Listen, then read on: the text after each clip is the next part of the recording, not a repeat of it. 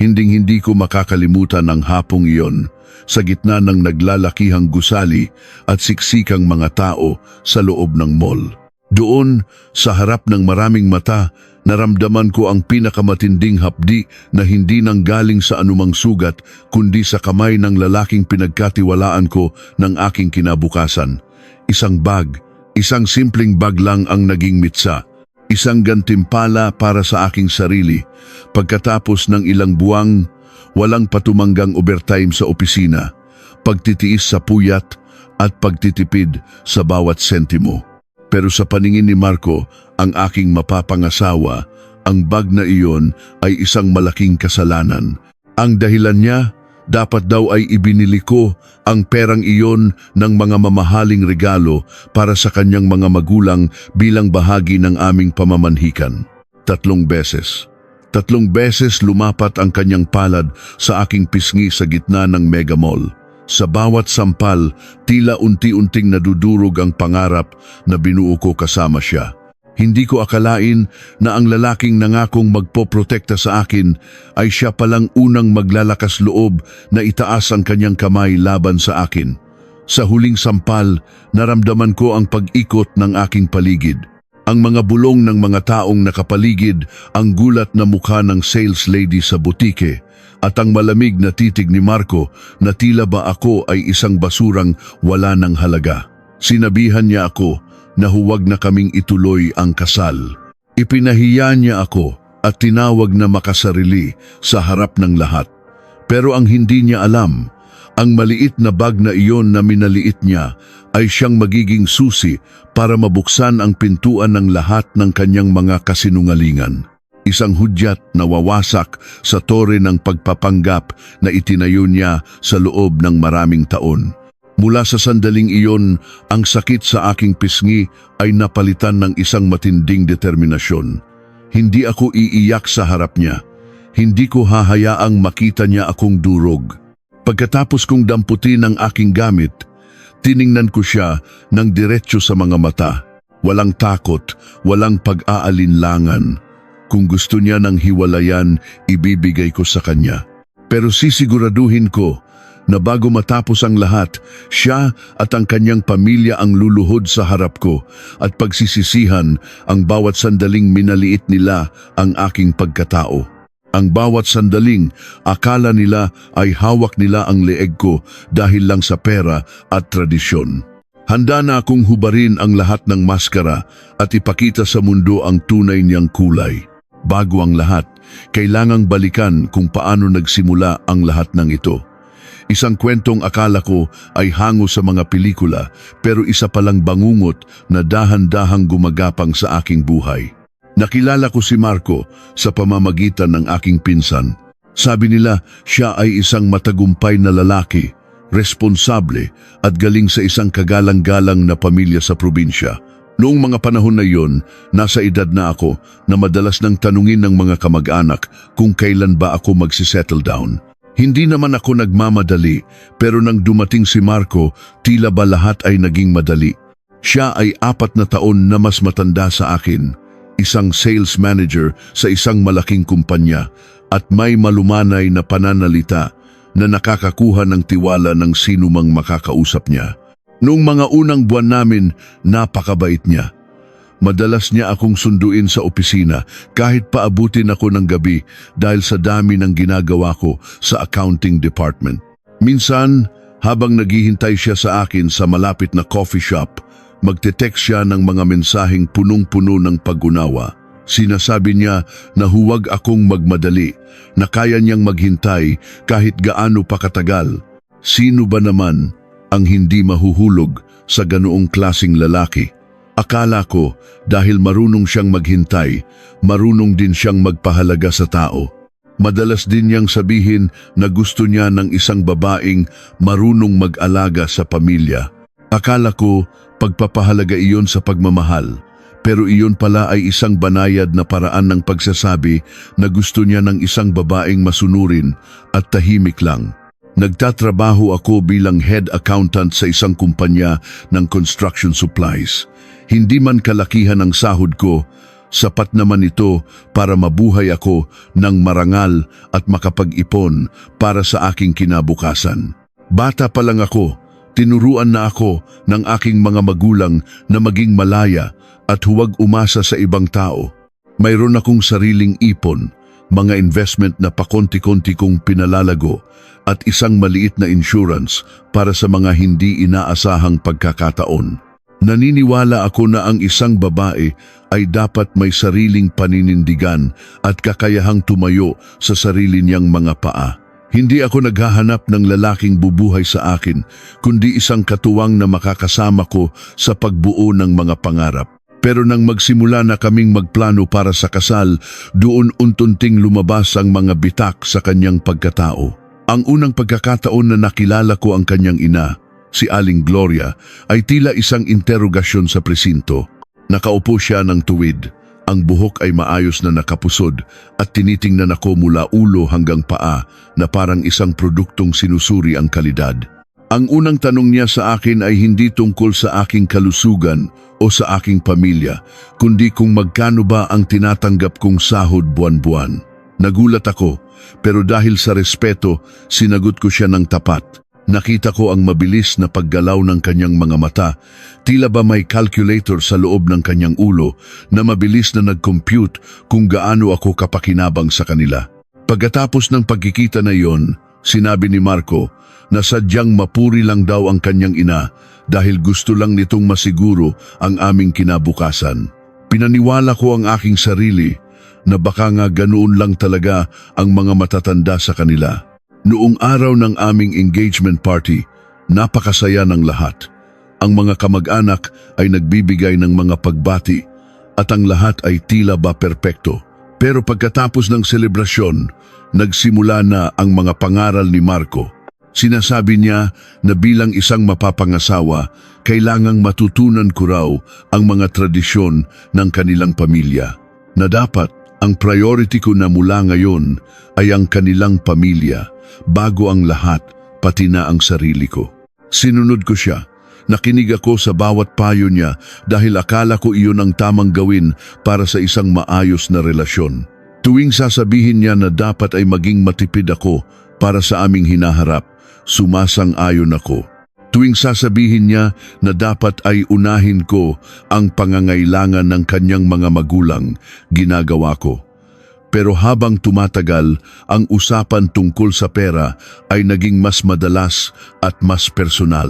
Sinimulan na niyang magtanong tungkol sa aking mga ipon. Gusto niyang malaman kung nasaan ang aking mga passbook, magkano ang laman ng aking ATM, at kung mayroon ba akong mga investment na hindi niya alam. Sinasabi niya na dahil magsasama na kami, dapat ay maging transparent daw ako sa lahat ng bagay. Isang gabi, habang kumakain kami, direkta niyang itinanong kung nasaan daw ang aking mga deposit slips. Nag-alangan ako. Sabi ko, nasa bangko naman ang lahat at maaari ko namang ipakita ang balanse sa kanya kung kailangan, pero hindi siya nasiyahan. Gusto niya ay siya ang humawak ng lahat. Gusto niya ay pagsamahin namin ang lahat ng aming pera sa isang joint account na siya ang may kontrol. Doon ako nagsimulang makaramdam ng takot. Sabi ko sa kanya, mas mabuti kung may kanya-kanya pa rin kaming hawak na pera at magbibigay na lang kami ng sapat na halaga para sa mga gastusin sa bahay at sa kasal. Bigla siyang nanahimik. Ang kanyang mukha na dati ay puno ng tamis ay napalitan ng isang madilim na ekspresyon. Nagpadala siya ng mga mensahe na nagsasabing makasarili raw ako, na bakit daw kailangang may itatago pa ako sa kanya kung magiging mag-asawa na kami, na tila ba wala akong tiwala sa kanya. Ang mga salitang iyon ay tumatagos sa aking puso. Pinagdudahan ko ang aking sarili. Baka nga ba ako ang mali? Baka nga ba masyado akong madamot? Pero sa kabilang banda, may boses sa loob ko na nagsasabing mag-ingat. Habang papalapit ang aming kasal, ang presyon mula sa kanya at sa kanyang ina ay lalong tumitindi. Madalas nang tumatawag si Aling Gloria para paalalahanan ako na ang sahod ko ay dapat ibigay kay Marco kapag kasal na kami dahil ang lalaki raw ang mas marunong humawak ng pera. Ang mga babae raw ay madaling matukso sa mga luho at madaling maloko. Doon ako nagsimulang mag-obserba. Napansin ko na sa bawat kilos ko tila may matang nakabantay. Kapag bumili ako ng bagong damit para sa trabaho, tatanungin ni Marco kung magkano iyon at kung kailangan ko ba talaga iyon. Kapag kumain ako sa labas kasama ang aking mga kaibigan, sasabihin niya na nagsasayang lang ako ng pera na dapat sana ay iniipon para sa kanilang pamilya. Hindi para sa aming dalawa, kundi para sa kanilang pamilya. Ang bawat sentimong pinaghihirapan ko ay tila mayroon ng nakalaang destinasyon sa kanilang mga kamay.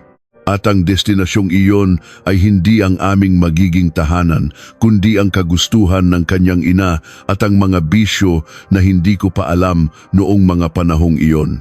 Ang bag na binili ko sa mall noong hapong iyon ay hindi lang basta gamit, simbolo iyon ng aking kalayaan na unti-unti na palang kinukuha sa akin. Sa loob ng ilang buwan, tiniis ko ang lahat ng pang-aalipusta at pagkontrol, umaasa na magbabago ang lahat kapag kasal na kami. Pero ang 3 sampal na iyon ang gumising sa akin sa katotohanan. Ang bawat hapdi sa aking pisngi ay nagsilbing babala na kung hindi ako aalis ngayon, ang susunod na sampal ay baka hindi na sa pisngi kundi sa buong buhay ko na. Habang naglalakad ako palayo sa kanya sa loob ng mall, naramdaman ko ang bigat ng mga pangarap na binitawan ko. Pero kasabay nito ay ang gaan ng pakiramdam dahil sa wakas, nakita ko na ang tunay na mukha ng lalaking akala ko ay aking tadhana. Ang tore ng kanyang mga kasinungalingan ay nagsisimula ng gumuho at ako ang huling taong magliligtas sa kanya mula sa pagbagsak na iyon. Pag-uwi ko sa aming bahay noong gabing iyon, tila ba ang bawat hakbang ko ay may kasamang bigat na hindi ko maipaliwanag. Pagkapasok ko sa aking silid, agad kong nilock ang pinto at napasandal na lamang ako rito. Doon, sa dilim at katahimikan, untunting dumaloy ang mga luhang kanina ko pa pinipigilan.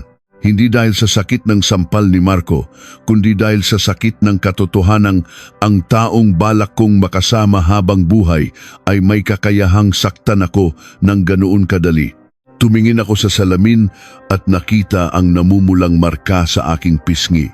Isang paalala na ang pag-ibig na akala ko ay matatag ay isa palang marupok na pagpapanggap. Inilapag ko ang bag sa ibabaw ng mesa, ang bag na naging dahilan ng lahat. Tinitigan ko ito ng matagal para itong isang ebidensya ng isang krimen na hindi ko naman ginawa. Sa mga sandaling iyon, naglakbay ang aking isipan sa mga nakaraang buwan. Sinubukan kong hanapin kung saan ba nagsimulang magbago ang lahat. Noong una, ang lahat ay tila ba isang pangarap. Si Marco ay isang lalaking maalaga, laging nakikinig, at tila ba naiintindihan ang bawat himutok ko sa buhay. Pero nang magsimula na kaming mag-usap tungkol sa kasal, doon untunting pumasok ang usapin ng pera. Isang usapin na tila ba naging sentro na ng aming relasyon.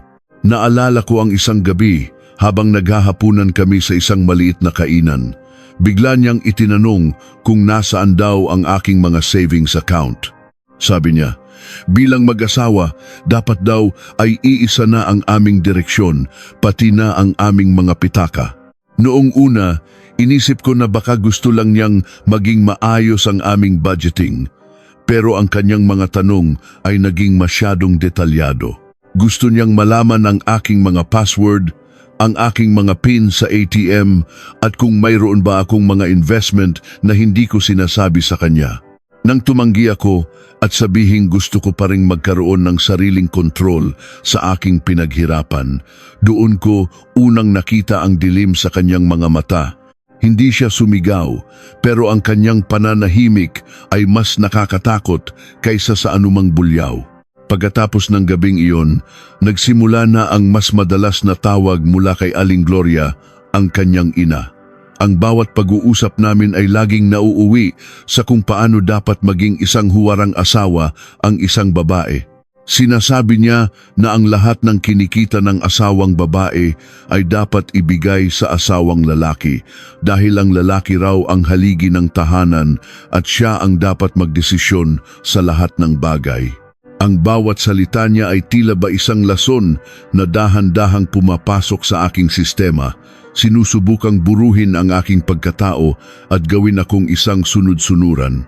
Sinasabi niya na ang pagpapakita raw ng tiwala sa asawa ay ang pagbibigay ng lahat ng material na bagay na mayroon ako.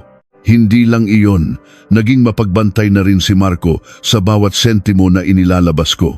Isang araw, bumili ako ng isang bagong pares ng sapatos dahil nasira na ang ginagamit ko sa opisina. Nang makita niya ang resibo sa aking pitaka, halos mag-isang oras kaming nagtalo. Sinasabi niya na nagsasayang lang daw ako ng pera, na dapat daw ay itinatabi ko ang bawat piso para sa darating naming pamamanhikan at para sa mga pangangailangan ng kanyang mga magulang. Sabi ko sa kanya, sarili ko namang pera ang ginamit ko at kailangan ko ang sapatos para sa trabaho. Pero para sa kanya, ang bawat sentimong ginagastos ko para sa aking sarili ay isang uri ng pagtataksil sa aming relasyon. Ang pakiramdam ko noon ay tila ba ako ay nasa loob ng isang hawla na gawa sa ginto. Maganda tingnan mula sa labas dahil mayroon akong mapapangasawang gwapo at matagumpay, pero sa loob, unti-unti na akong nasasakal. Ang bawat kilos ko ay kailangang may pahintulot. Ang bawat plano ko para sa aking career ay kailangang dumaan sa kanyang pagsusuri. Minsan, nabanggit ko na gusto kong kumuha ng karagdagang certification sa accounting para mas tumaas ang aking posisyon sa kumpanya. Pero ang sagot niya ay isang malamig na tawa. Sabi niya, bakit pa raw ako mag-aaral kung mag-aasawa na rin naman ako? Ang dapat ko raw pag-aralan ay kung paano magluto ng mga paboritong pagkain ng kanyang ama at kung paano maging masinop sa gawaing bahay. Doon ko napagtanto na ang tingin niya sa akin ay hindi isang katuwang sa buhay, kundi isang asset na kailangang i-manage at kontrolin. Isang investment na dapat magbigay sa kanya ng kita at serbisyo. At ang nakakatakot pa rito, tila ba kampante siya na hinding-hindi ako aalis sa tabi niya. Akala niya marahil ay dahil sa edad ko at sa tagal ng aming relasyon, wala na akong ibang pupuntahan. Ginamit niya ang aking takot na mapag-iwanan para lalo akong gipitin. At ang kanyang ina, si Aling Gloria, ay laging naroon para dagdagan ang bigat ng aking nararamdaman. Ipinapaalala na swerte raw ako dahil tinanggap ako ng kanilang pamilya. Isang gabi, habang nag-aayos ako ng aking mga papeles sa trabaho, nakatanggap ako ng mensahe mula kay Marco. Tinatanong niya kung magkano na ang kabuuang halaga ng aking mga naipon na bonus. Sabi ko, hindi ko pa eksaktong alam dahil may mga kaltas pa, pero hindi siya tumigil. Gusto niyang magpakita ako ng screenshot ng aking online banking. Doon ako nagsimulang makaramdam ng matinding pagkasuklam. Hindi ito pag-ibig, ito ay pang-hold up sa gitna ng isang relasyon. Sinubukan kong kausapin ang aking sarili, sinasabing baka pagod lang siya o baka stressed lang sa trabaho, pero sa bawat araw na lumilipas, ang mga ebidensya ng kanyang pagiging kontrolado ay lalong nagiging malinaw. Ang pinakamasakit sa lahat ay ang marinig mula sa kanya na ang aking mga magulang ay hindi na raw dapat maging prioridad kapag kasal na kami. Sabi niya, ang pamilya niya ang magiging pamilya ko at ang pamilya ko ay magiging pangalawa na lang. Nang sabihin ko na kailangan ko pa ring magpadala ng tulong sa aking mga magulang paminsan-minsan, sinabi niya na makasarili raw ako at hindi iniisip ang aming kinabukasan. Ang bawat salita niya ay tila ba isang pait na pilit kong nilulunok. At sa kabila ng lahat ng ito, pinilit ko pa ring manatili. Pinilit kong maniwala na baka maayos pa ang lahat. Pero ang 3 sampal sa mall ang naging huling tuldok. Doon ko nakita ang tunay na Marco, isang lalaking walang respeto sa babae, isang lalaking tingin sa pera ay mas mahalaga kaysa sa dignidad ng kanyang kapwa. Habang nakaupo ako sa aking kama noong gabing iyon, kinuha ko ang aking cellphone at tiningnan ang aming mga larawan. Ang mga ngiti na dati ay tila ba totoo, ay ngayon ay mukhang mga plastic na maskara na lang. Ang bawat yakap niya ay tila ba naging isang mahigpit na gapos na pumipigil sa aking paghinga. Hindi ko na kaya ang ganitong buhay. Hindi ko kayang pumasok sa isang kasal na ang pundasyon ay takot at kontrol. Nagsimula akong mag-isip ng paraan kung paano ko siya matatalo sa sarili niyang laro. Alam ko na ang pera ang kanyang kahinaan. Alam ko na ang kanyang imahe sa harap ng ibang tao ang pinakaimportanting bagay para sa kanya. Kung gusto niya akong pahiyain sa harap ng maraming tao, sisiguraduhin ko na ang kanyang kahihiyan ay magiging mas malaki at mas masakit. Kinuha ko ang isang notebook at sinimulang isulat ang lahat ng mga napansin kong kakaiba sa kanyang mga kwento tungkol sa kanyang trabaho at sa kanyang mga investment. May mga pagkakataon kasi na parang hindi nagtutugma ang kanyang mga sinasabi. Sinasabi niyang malaki ang kanyang kinikita, pero bakit lagi siyang humihingi ng tulong sa akin para sa mga maliliit na gastusin? Doon pumasok ang hinala ko na may itinatago siya. Isang lihim na mas malalim pa sa usapin ng pagiging matipid. At habang tinititigan ko ang marka ng kanyang mga daliri sa aking pisngi, nangako ako sa aking sarili na hindi ko hahayaang lumipas ang 24 na oras nang hindi niya nararamdaman ang bagsik ng isang babaeng minaliit at sinaktan. Hindi lang ito tungkol sa akin. Ito ay tungkol sa katotohanan na kailangang lumabas. Ang bawat luha na pumatak sa aking mga mata noong gabing iyon ay naging gasolina para sa aking determinasyon. Ang bawat hikbi ay naging isang sigaw ng paglaya. Handa na akong harapin ang bagyong darating dahil alam ko na sa dulo nito ako ang mananatiling nakatayo habang ang kanyang mundo ay guguho sa kanyang paanan. Nang gabing iyon, hindi ako nakatulog. Ang bawat pikit ng aking mga mata ay tila nagpapabalik sa akin sa mall, sa harap ng maraming tao at sa malakas na tunog ng paglapat ng palad ni Marco sa aking mukha. Ngunit sa halip na panghinaan ng loob, ang bawat alaala ay nagmistulang pako na nagpapatatag sa krus na aking papasanin para sa aking kalayaan. Nakaupo ako sa tapat ng aking laptop, ang tanging liwanag sa madilim kong silid.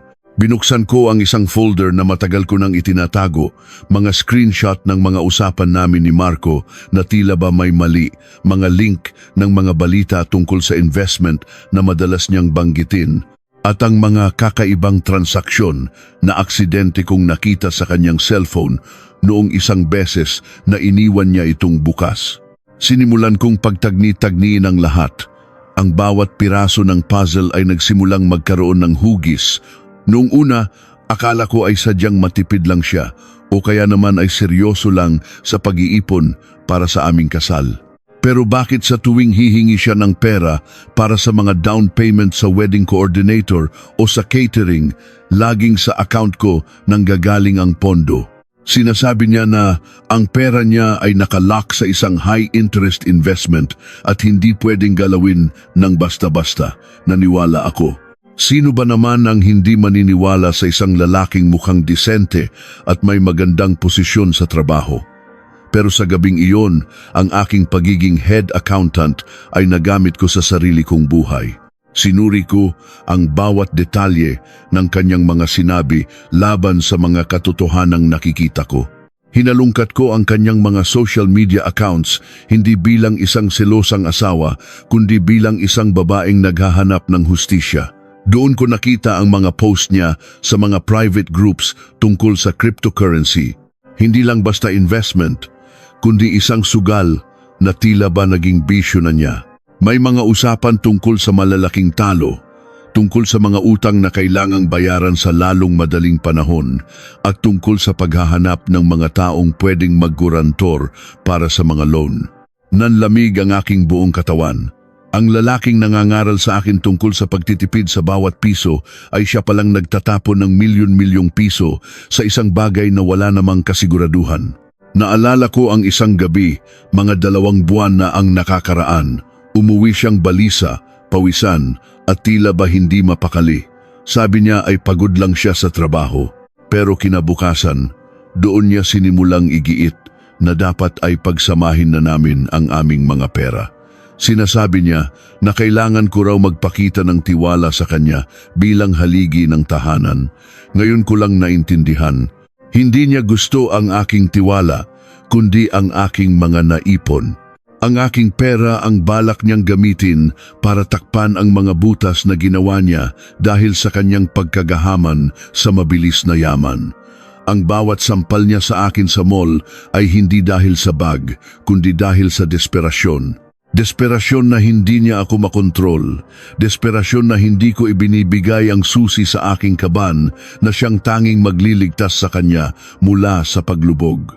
Hindi lang iyon ang nalaman ko.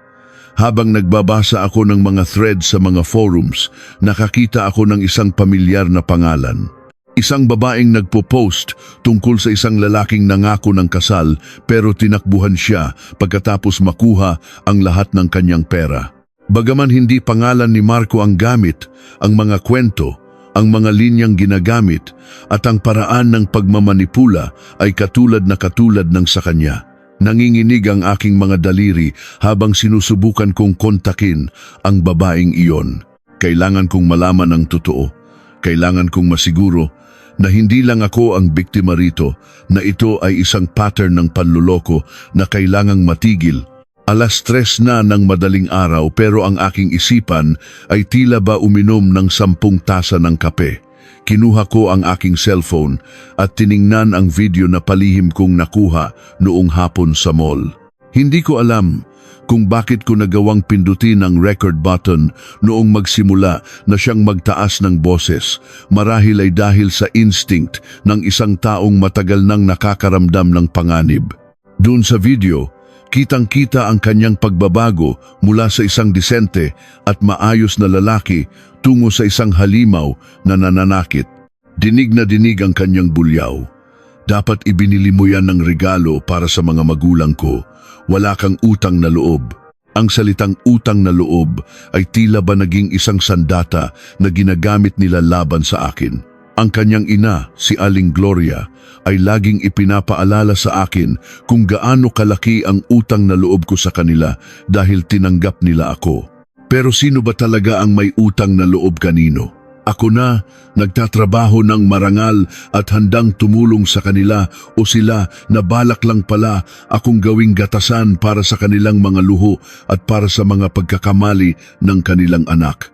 Sa bawat sandali na lumilipas, ang pagmamahal na naramdaman ko para kay Marco ay unt-unting nilalamon ng isang matinding galit at pagkasuklam. Hindi lang dahil sinaktan niya ako physically, kundi dahil binaboy niya ang konsepto ng pamilya at kasal. Kinuha ko ang aking notebook at gumawa ng listahan ng lahat ng kanyang mga kasinungalingan. Ang investment na sinasabi niya na para sa amin ay isa palang malaking utang.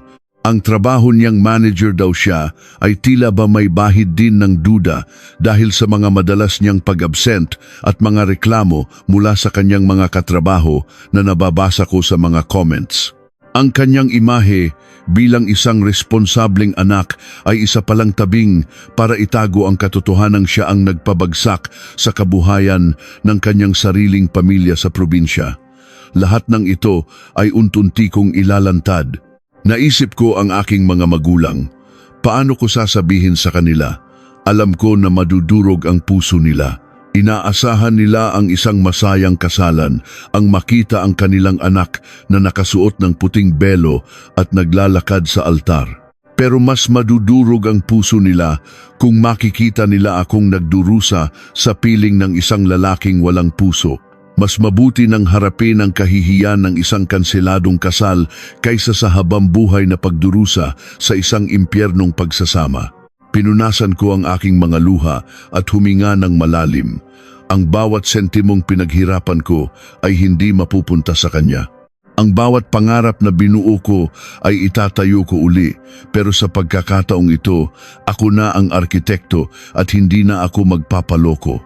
Bago sumikat ang araw, nagpadala ako ng isang mensahe sa aming family group chat kasama ang pamilya ni Marco. Isang simpleng video lang ang ipinadala ko.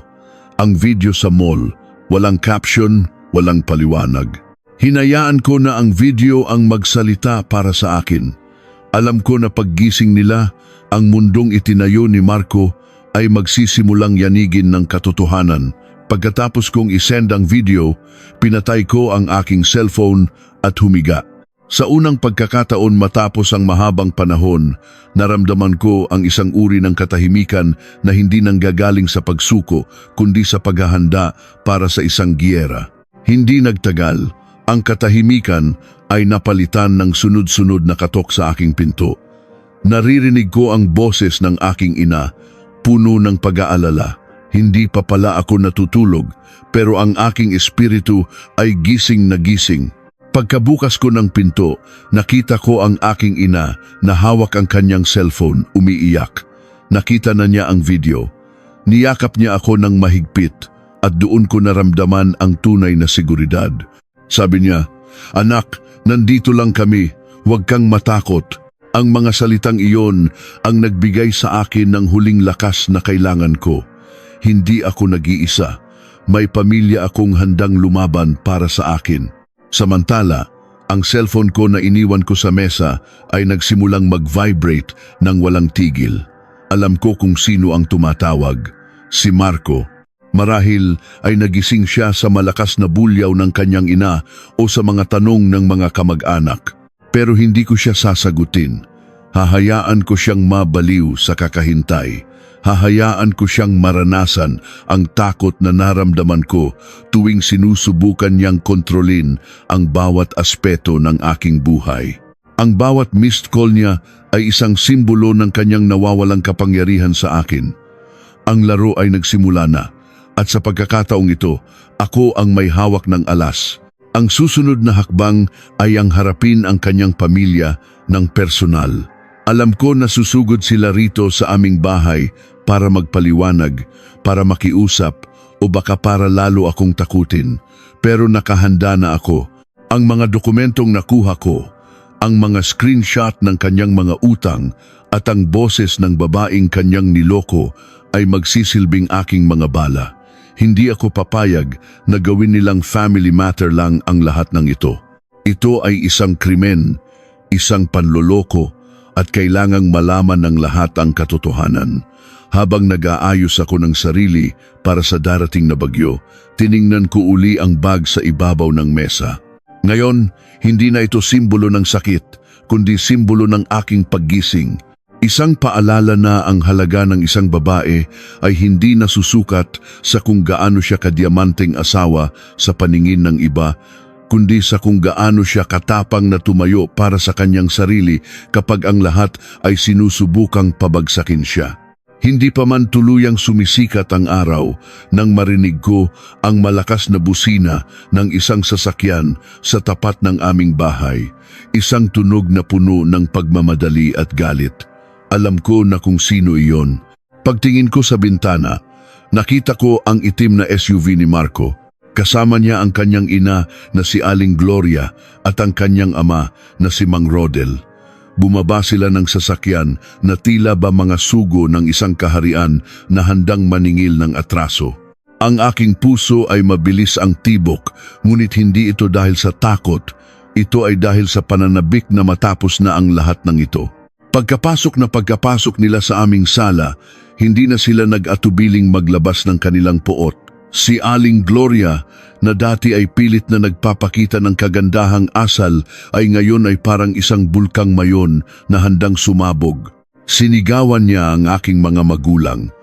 Tinawag niya akong walang utang na loob, bastos, at mapanira ng puri.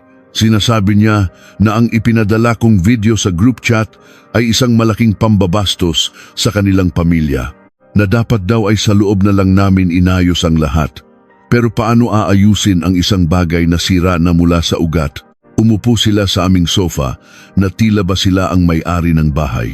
Si Marco ay nakayuko lang sa tabi, pilit na nagpapakita ng pagiging kawawa sa harap ng kanyang mga magulang. Pero alam ko ang totoo. Nakita ko ang mga sulyap niya, sa akin mga sulyap na puno ng banta.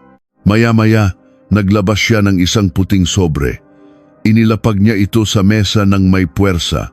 Sabi niya, iyan daw ang listahan ng lahat ng nagastos nila para sa kasal. Dahil ako raw ang nagkansela, ako raw ang dapat magbayad ng lahat.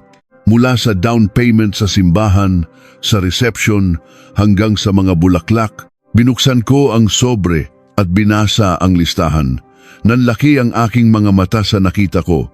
Bukod sa mga gastusin sa kasal, mayroong isang item doon na talagang kumuha ng aking atensyon. Pangmatagalang suporta at regalo para sa pamilya ng lalaki, 2 milyong piso. 2 milyong piso? Halos mapatawa ako sa gitna ng tensyon. Kailanman ay hindi ako nakatanggap ng ganoong kalaking halaga mula sa kanila at lalong hindi ako nangako na magbibigay ng ganoon. Sinabi ni Mang Rodel na yun daw ang halaga ng kahihiyan na idinulot ko sa kanila, na dahil sa ginawa ko, nawalan sila ng mukha sa kanilang mga kamag-anak sa probinsya. Tumingin ako sa aking ama. Nakita ko ang panginginig ng kanyang mga kamay sa galit. Pero bago pa siya makapagsalita, tumayo ako. Inilapag ko ang listahan sa mesa at hinarap sila. Tinanong ko sila ng direkta kung kanino napunta ang 2 milyong piso na iyon. Sinabi ni Aling Gloria na iyon daw ay inihanda nila para sa akin bilang regalo sa kasal, pero dahil sa aking pagtataksil, kailangang ibalik ko ang halagang iyon bilang danyos. Isang napakalaking kasinungalingan. Isang paraan para magmukha silang biktima at ako ang magnanakaw. Doon ko na inilabas ang aking alas. Kinuha ko ang aking cellphone at ipinakita sa kanila ang mga bank statements na nakuha ko. Ipinakita ko ang record ng bawat sentimo na pumasok at lumabas sa aking account sa loob ng 6 na buwan.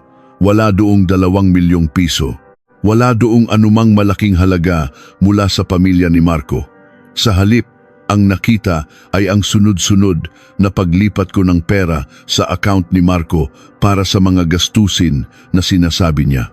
Ipinakita ko rin ang mga mensahe ni Marco kung saan humihiling siya ng pera para sa kanyang mga utang na sinasabi niyang babayaran niya kapag kasal na kami. Natahimik ang buong sala. Si Aling Gloria ay tila ba nabulunan sa sarili niyang mga salita. Si Mang Rodel naman ay napatingin sa kanyang anak. Marco, ano ito? Tanong ng kanyang ama. Ngunit hindi makasagot si Marco. Ang kanyang pagpapanggap bilang isang matagumpay na lalaki ay unti-unti nang naglalaho. Sinabi ko sa kanila ang lahat. Ang tungkol sa kanyang pagkagumon sa cryptocurrency, ang mga utang niya sa iba't ibang tao, at ang plano niyang gamitin ang aking mga ipon para takpan ang kanyang mga pagkakamali. Hindi pa ako tumigil doon. Sinabi ko sa kanila na alam ko ang tungkol sa babaeng niloko niya bago ako. Ang babaeng naiwan na may malaking utang dahil din sa kanya. Sa puntong ito, hindi na nakapagpigil si Marco. Tumayo siya at sinubukang hablutin ang aking cellphone. Ngunit mabilis ang aking ama. Hinarangan niya si Marco at itinulak palayo. Huwag mong susubukan na saktan uli ang anak ko sa harap ko, sigaw ng aking ama. Ang boses niya ay gumanig sa buong bahay. Doon ko nakita ang takot sa mga mata ni Marco. Hindi na siya ang hari ng mall, siya na ngayon ay isang batang huli sa akto ng pagnanakaw. Sinabi ko sa kanila na hindi ako magbabayad ng kahit 1 piso. Sa katunayan, ako ang dapat nilang bayaran sa lahat ng perang nakuha ni Marco sa akin sa ilalim ng maling akala. Sinabi ko na kung hindi sila aalis sa aming bahay at kung hindi nila ititigil ang pagpapakalat ng mga maling kwento tungkol sa akin, didiretso ako sa pulisya para magsampa ng kasong physical abuse at estafa. Ang 2 milyong piso na hinihingi nila ay magmumukhang barya kumpara sa mga ebidensya na hawak ko laban kay Marco. Nagkatinginan ng mag-asawa. Ang kapalaluan na dala nila pagpasok ay napalitan ng kahihiyan. Si Aling Gloria, na mahilig sa drama ay biglang nag-iba ng tono. Sinubukan niyang magmakaawa. Sabi niya, "Wag naman ganyan, Elena. Mag-usap tayo ng maayos. Alam mo naman na mahal ka ni Marco, nagkamali lang ang bata. Pero huli na ang lahat. Ang bawat sampal na tinanggap ko ay sapat na para burahin ang anumang awa na natitira sa aking puso." Sabi ko sa kanya, ang pag-ibig ay hindi nananakit. Ang pag-ibig ay hindi nagnanakaw. At ang pamilya ay hindi nagtatabing sa mga mali ng kanilang anak para lang sa sariling imahe. Pinalayas ko sila. Pinanood ko silang lumabas ng aming tarangkahan. Ang kanilang mga balikat ay nakalaylay. Si Marco ay hindi man lang makatingin sa akin.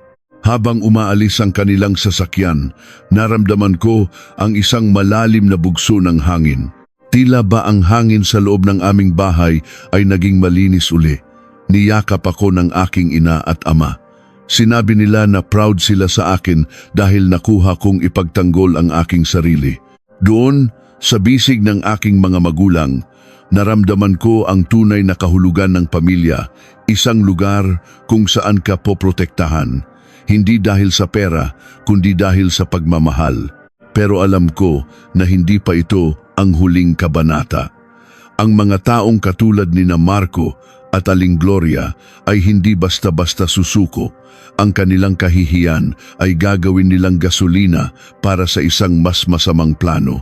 At gaya ng hinala ko, kinabukasan ay nagsimula ng kumalat ang mga post sa social media mula sa mga dummy accounts. Mga post na nagsasabing ako raw ay isang babaeng may ibang lalaki kaya ko kinansela ang kasal. Sinasabi nila na ginamit ko lang si Marco para makakuha ng pera at ngayon ay itinatapon ko na siya. Ang laban ay hindi na lang sa loob ng 4 na sulok ng bahay, ito ay nasa mata na ng publiko. Ngunit sa pagkakataong ito, hindi na ako magtatago. Handa na akong ilabas ang bawat dokumento, bawat video at bawat boses na magpapatunay na ang kanilang sinasabi ay pawang mga basura lamang.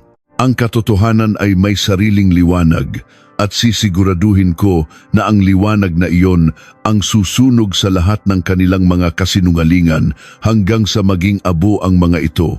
Hindi nagtagal at ang banta ni Marco ay naging isang malupit na realidad. Ang social media na dati ay lugar ng aking mga masasayang alaala ay naging isang lason na dahan-dahang pumapatay sa aking dangal.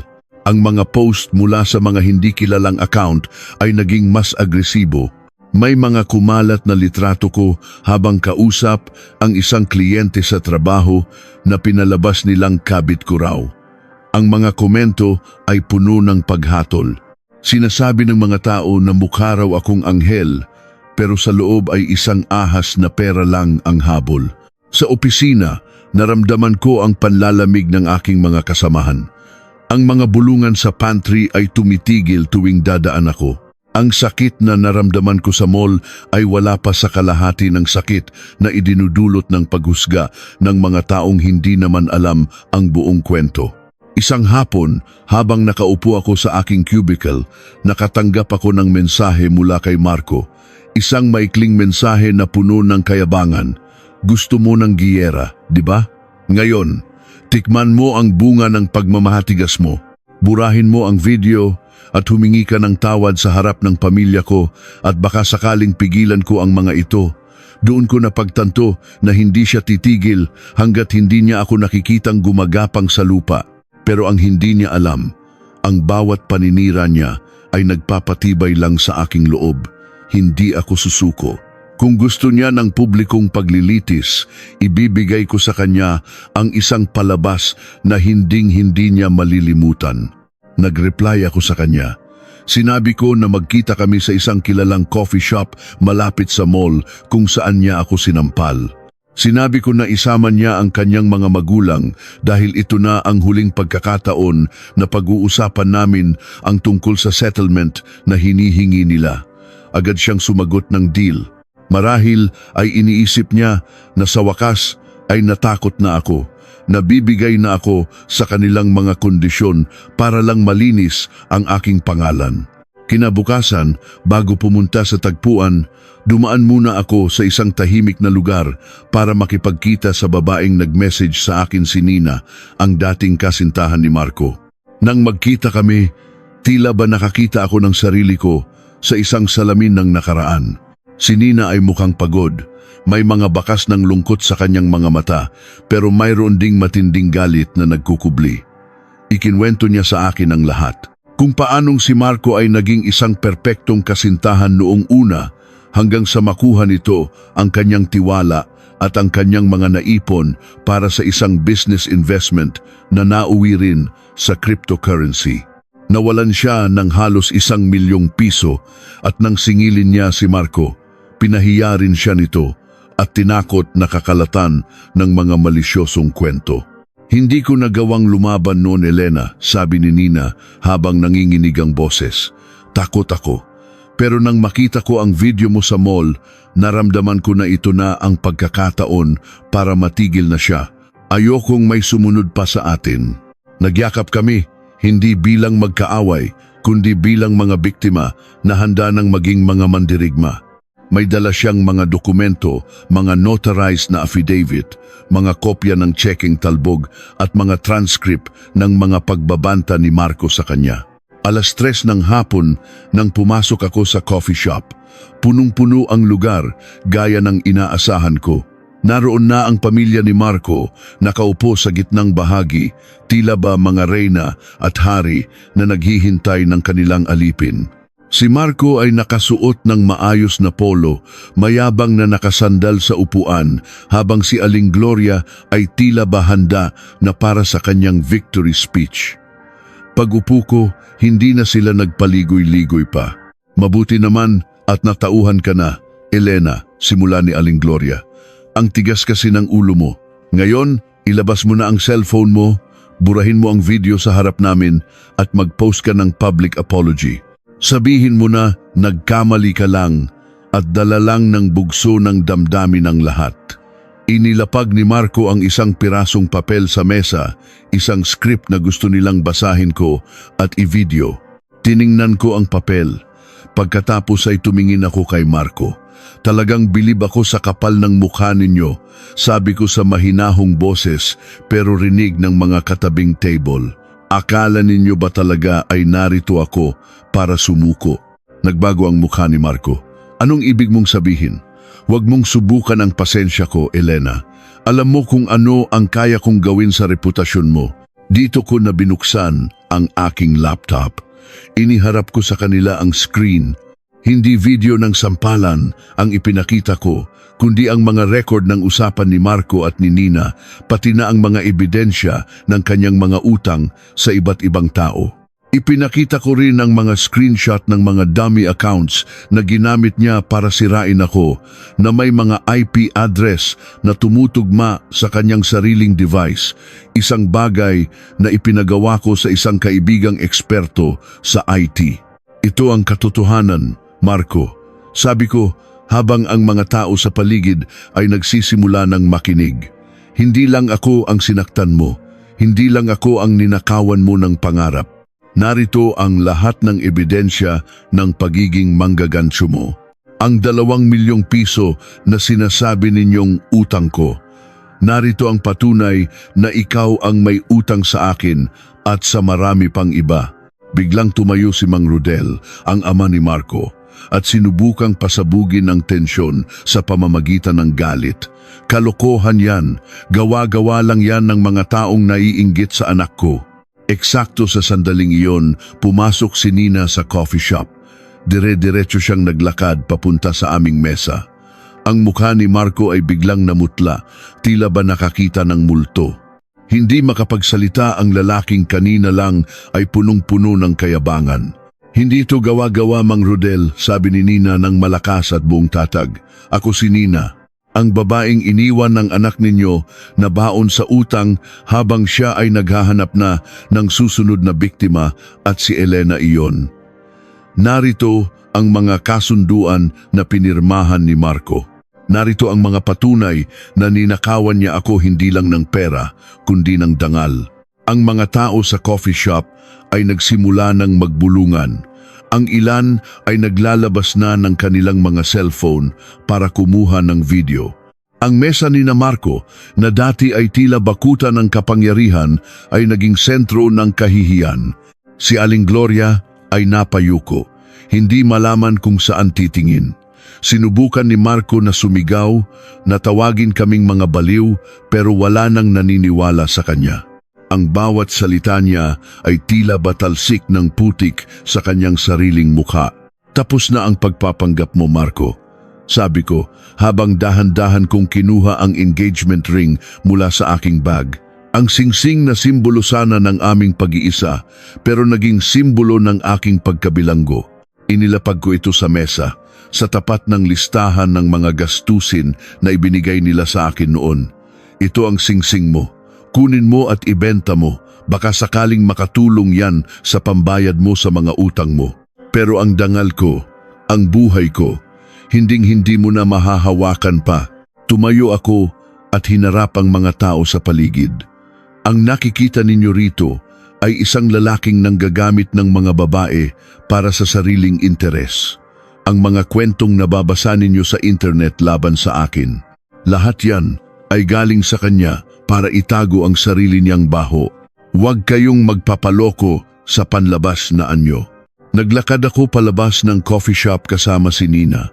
Ramdam ko ang bawat mata na nakatingin sa amin ngayon, hindi na ng paghatol, kundi ng paghanga sa aming katapangan. Nang makalabas kami, huminga ako ng malalim. Ang hangin ay tila ba mas masarap langhapin. Tiningnan ko si Nina at nagpasalamat. Sabi niya, "Salamat din, Elena. Sa wakas, malaya na rin ako." Alam ko na sa loob ng coffee shop na iyon, gumuho na ang lahat para kay Marco. Ang kanyang trabaho, ang kanyang reputasyon at ang kanyang kontrol sa aming buhay ay naglaho na parang bula. Ang 3 sampal sa mall ay naging mitsa ng kanyang sariling pagbagsak. Habang naglalakad kami palayo, narinig ko ang malakas na sigaw ni Mang Rodel sa loob, isang sigaw ng pagkadismaya sa sariling anak. Pero hindi na ako lumingon. Ang bawat hakbang ko ay patungo na sa aking bagong simula. Isang simula na wala ng kasinungalingan, wala ng takot, at higit sa lahat, wala ng Marco. Ang bag na dala ko, ang bag na naging mitsa ng lahat, ay tila ba naging mas magaan. Simbolo na ito ngayon ng aking tagumpay laban sa mapang-aping sistema ng kanilang pamilya. Handa na ako para sa huling bahagi ng aking kwento, ang pagbuo muli ng aking sarili ng mas matatag kaysa noon. Paglabas namin ni Nina sa coffee shop na yon, sinalubong kami ng mainit na simoy ng hangin ng Maynila. Ngunit sa pagkakataong ito, hindi ito tila nakakasakal. Sa bawat hininga ko, naramdaman ko ang unti-unting pagluwag ng dibdib ko na tila ba may isang mabigat na kadena ang tuluyan ng naputol. Tumingin ako sa langit. Bagaman maulap at tila nagbabadyang umulan, nakita ko ang kagandahan sa likod ng bawat kulay. Nagkatinginan kami ni Nina at sa isang matamis ngunit puno ng pait ng ngiti, nagpaalam kami sa isa't isa. Hindi na namin kailangan ng maraming salita. Ang aming mga mata ay sapat na para sabihing tapos na ang yugto ng pagiging biktima. Mula rito, magsisimula kami bilang mga babaeng may bagong dangal. Pag-uwi ko sa aming tahanan, nadatnan ko ang aking mga magulang na naghihintay sa sala. Ang mukha ni nanay ay bakas ang puyat at pag-aalala, habang si tatay naman ay nakatingin sa malayo, tila malalim ang iniisip. Nang makita nila ako, agad silang tumayo. Hindi ko na hinintay na magtanong sila. Ikinwento ko ang lahat ng nangyari sa coffee shop, ang pagdating ni Nina, ang paglabas ng mga dokumento, ang pag-amin ni Marco sa harap ng lahat, at ang tuluyang pagbagsak ng kanyang maskara. Nakita ko ang pagpatak ng luha ni nanay, hindi dahil sa lungkot, kundi dahil sa ginhawa na sa wakas, wala na ang aninong bumabalot sa akin. Nilapitan ako ni tatay, hinawakan ang aking mga balikat, at sa isang boses na puno ng pagmamalaki, sinabi niya na wala nang kailangang bayaran, wala nang kailangang ikahiya. Noong gabing iyon, nagluto si nanay ng paborito kong sinigang na baboy. Ang usok ng mainit na sabaw ay tila ba nagbibigay ng yakap sa buong bahay. Habang kumakain kami, naramdaman ko ang katahimikang matagal ko nang hinahanap. Wala nang usapin tungkol sa budget ng kasal, wala nang panunumbat tungkol sa mga regalong dapat ibigay sa biyenan, at wala nang takot na baka may masabi akong mali na ikagagalit ni Marco. Ang bawat subo ng pagkain ay naging simbolo ng aking pagbabalik sa tunay kong sarili. Doon ko napagtanto na ang pinakamahalagang kayamanan ay hindi ang mga mamahaling gamit o ang titulong misis, kundi ang kapayapaan ng isip at ang pagmamahal ng pamilyang hinding-hindi katatalikuran. Ngunit ang mundo ay hindi agad-agad humihinto sa pag-ikot pagkatapos ng isang malaking gulo. Sa mga sumunod na araw, nagsimulang dumating ang mga balita tungkol sa pamilya ni Marco. Gaya ng inaasahan, ang video sa coffee shop ay mabilis na kumalat sa aming komunidad at sa internet. Ang mga taong dati ay humuhusga sa akin ay nagsimulang humingi ng paumanhin. Ang mga mapanirang post laban sa akin ay unti-unting nawala, napalitan ng mga diskusyon tungkol sa panloloko ni Marco. Nabalitaan ko mula sa isang dating katrabaho ni Marco na tuluyan na siyang tinanggal sa serbisyo. Ang kumpanyang pinagtatrabahuhan niya ay hindi pumayag na madamay ang kanilang pangalan sa iskandalong kinasangkutan niya, lalo na't may mga hinala rin ng maling paggamit ng pondo sa loob ng opisina. Hindi lang iyon. Ang mga pinagkakautangan ni Marco ay tila ba mga gutom na lobo na nagsimulang sumugod sa kanilang bahay. Nabalitaan ko na araw-araw ay may mga taong kumakatok sa kanilang tarangkahan, sumisigaw at naniningil ng mga milyon-milyong pisong nawala dahil sa kanyang mga maling investment. Minsan, nakatanggap ako ng tawag mula sa isang tita ni Marco, humihingi ng tulong, nagmamakaawa na baka pwedeng kausapin ko ang mga tao para tumigil sila. Pero sa unang pagkakataon, naging matigas ang puso ko. Sinabi ko sa kanya na ang bawat tao ay dapat managot sa sarili nilang mga gawa. Hindi ako ang nagsimula ng apoy, kaya hindi ako ang magpapatay nito. Dumating ang panahon na kailangan ko ring harapin ang mga opisyal na dokumento. Nagpunta ako sa abogado para formal na bawiin ang lahat ng mga kontrata para sa kasal. Bagaman may mga penalties na kailangang bayaran, hindi ko na iyon inisip. Ang pera ay pwedeng kitain uli, pero ang panahon na mawawala sa akin kung nagpatuloy ako sa maling relasyon ay hindi na maibabalik kailanman. Sa bawat pirma ko sa mga papeles ng kanselasyon, naramdaman ko ang pagbabalik ng aking kapangyarihan. Hindi na ako ang babaeng kailangang humingi ng tawad dahil lang bumili ako ng bag. Ako na ngayon ang babaeng nagdedesisyon para sa sarili niyang buhay. Lumipas ang ilang buwan. Ang sugat sa aking pisngi ay matagal nang naghilom, maging ang sugat sa aking puso ay tila ba nagkaroon na ng matatag na pilat. Naging mas tutok ako sa aking trabaho. Dahil sa aking dedikasyon at sa pagiging malinis ng aking mga record, nabigyan ako ng promosyon bilang accounting manager. Ang sahod na dati ay pinag-iinteresan ni Marco ay ngayon ay nagagamit ko na para sa mas mahahalagang bagay. Nakapag-renovate kami ng bahay ni nanay at tatay at nakapagsimula rin ako ng isang maliit na scholarship fund para sa mga anak ng mga trabahador sa aming kumpanya. Ang bawat tagumpay ko ay tila ba isang matamis na resback sa lahat ng mga panlalait na tinanggap ko noon. Isang hapon, habang nagmamaneho ako pauwi galing sa opisina, tumigil ang trapiko sa isang malaking intersection. Habang naghihintay na mag-green ang light, napatingin ako sa sidewalk. Doon, nakita ko ang isang pamilyar na bulto ng tao. Isang lalaking nakasuot ng kupas na polo, nakayuko, at tila ba pasan ang buong mundo. Si Marco. Malayo na ang itsura niya sa gwapong sales manager na nakilala ko noon. Mukha siyang matanda sa kanyang edad, tuyot ang balat at ang mga mata ay bakas ang kawalan ng pag-asa. Wala na ang itim na SUV, wala na ang kayabangan sa bawat hakbang. Sa hindi inaasahang pagkakataon, lumingon siya at nagtama ang aming mga paningin. Ilang segundo lang iyon, pero tila ba tumigil ang oras. Nakita ko sa kanyang mga mata ang gulat, ang kahihiyan, at ang isang uri ng panghihinayang na hindi na mabubura ng anumang salita. Hindi ako umiwas ng tingin. Tiningnan ko siya ng may kalmado at payapang ekspresyon. Wala na akong galit, wala na akong puot. Ang nararamdaman ko na lang ay isang malalim na pasasalamat. Dahil kung hindi siya naging malupit noong hapong iyon sa mall, baka hanggang ngayon ay nakakulong pa rin ako sa kanyang mga kasinungalingan. Kung hindi niya ako sinampal ng 3 beses, baka hindi ako nagising sa katotohanang mas mahalaga ang aking dignidad kaysa sa pangarap na pamilyang binuo ko sa paligid ng isang taong hindi naman ako iginagalang. Ang sampal na iyon ay hindi naging simbolo ng aking pagkatalo, kundi ito ang naging alarm clock ko para bumangon mula sa isang mahabang panaginip. Nang mag-green ang light, dahan-dahan kong inapakan ng gas. Hindi ko na siya nilingon pa. Sa aking rear view mirror, nakita ko siyang unti-unting lumiliit hanggang sa tuluyan ng maglaho sa gitna ng maraming tao. Doon ko naintindihan ang huling leksyon ng kwentong ito. Ang tunay na hustisya ay hindi laging nakukuha sa loob ng korte o sa pamamagitan ng paghihiganti.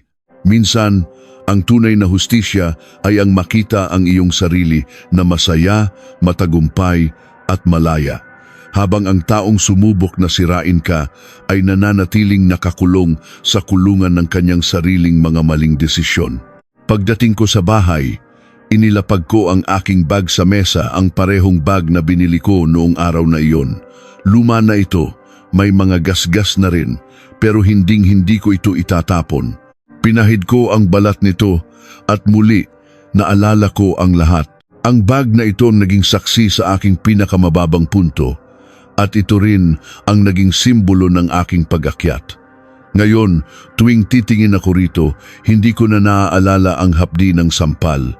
Ang naaalala ko na lang ay ang lakas ng aking loob na tumalikod sa mali at lumakad patungo sa tama.